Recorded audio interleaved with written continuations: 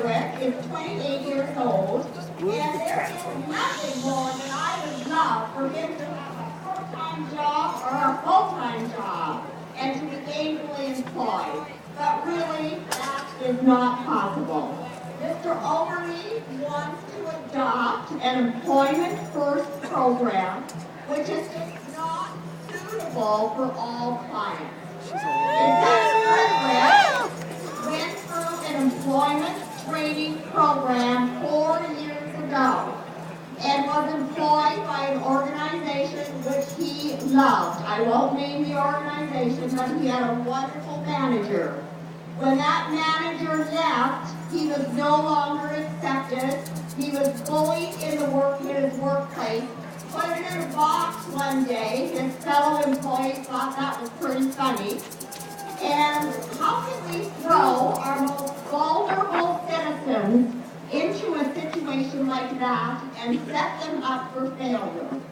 Mr. Overy states that there can be a reduction in one-to-one services, but clearly my son definitely needed one-to-one service. He really needs to see these situations firsthand instead of just using phrases which sound great to reduce the budget to the most vulnerable citizens. Hear, hear. If the thrust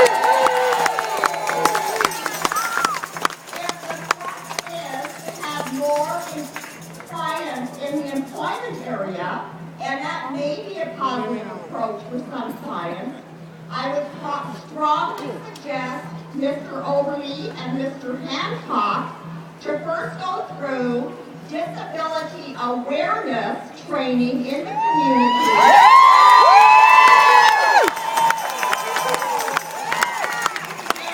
And anybody who wants to be elected. Partnerships to employ people with disabilities. Does the government employ people with disabilities? And if so, what supports are needed there? So we must take the time to make the changes, just as it will take 1 year to close the Missioner Center, which is another major issue, and 3 years for PDD to make their budget adjustments. All of our clients are to go through the SAS assessment by PDD to determine the funding from PDD. Should this assessment be done and the funding tied to, or should funding be tied to an outside agency? Along with that, I just want to mention the impact the cuts could have to the folks who work in the disability community. Many of you are here today supporting your clients. And what will the cuts do to all of you?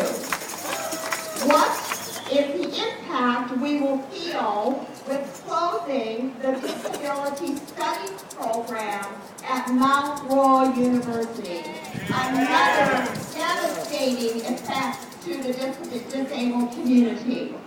So, Premier Redford, please continue to look after our most vulnerable citizens as you pledge in your campaign message.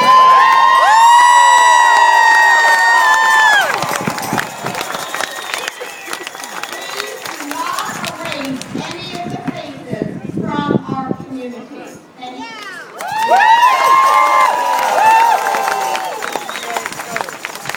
Thank you, Bernard and Frederick. Next, we're going to be having a speaker from the Disability Action Hall. I just want to take a moment to thank the Disability Action Hall for being key in organizing this rally today. It's an organization that's been going on for 15 years in Calgary. And coming up next month, we have the Disability Speak Out, the annual Disability Pride Action in Calgary. And I hope many of you will be able to participate in that. We have for many years had people come down to Edmonton to participate, and it tends to be a pretty fantastic event promoting disability pride and disability rights in our community. So, from the Disability Action Hall, we have Lloyd, who's here 2 times over. There's a nice big picture of him too. So welcome, Lloyd.